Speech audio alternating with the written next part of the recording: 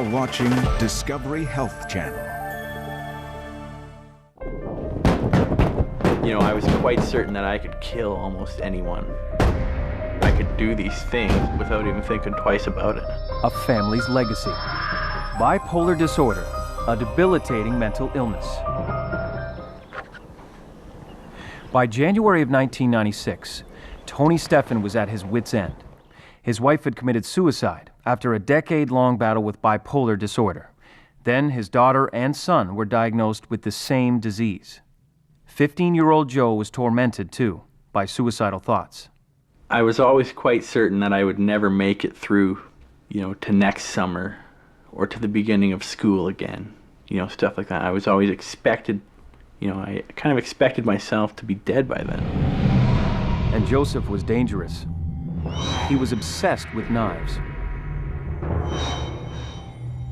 I was very paranoid of being attacked by, like government kind of things, SWAT teams and stuff. So I would stockpile just about any kind of weapon I could get my hands on.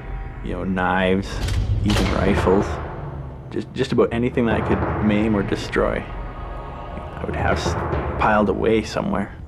When I saw him in early April of 1995, there were a lot of concerns about Joe and his family. His family was actually quite terrified of him, and he was delusional at times. Joe had verbally threatened to kill his siblings and his stepmother several times. I felt at this time that he was definitely bipolar. I prescribed lithium in April of 1995. There was some concern about his compliance with medication of lithium.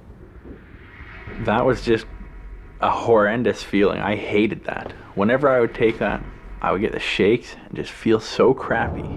Like it made me feel not all there, like physically. I just didn't feel good at all. I would just get all dark and dingy. I was quite certain that I could kill almost anyone or anything. It even scared myself that I could do these things without even thinking twice about it. For me, it took on a form of confusion, first of all, and just sort of scatterbrain behavior. By the end of grade 12, I couldn't tell time on a conventional clock. Like other bipolar patients, Autumn became paranoid, delusional, and violent. Every morning when my husband would leave, I would start in with this real fear, like kind of a panic thing. I'd hear him lock the door, and you know how you put a key in a lock and it goes click, click. But I'd lay there and I'd think, he pretended to lock the door, and now he's, unlocking it so that the killers can come in. And I met him in the hallway and got really, really violent with him. I thought I was demonic. Like I would be really afraid of reflective glass and mirrors and things. And if I saw my reflection, I would see these faces floating around me, and it was just really terrifying.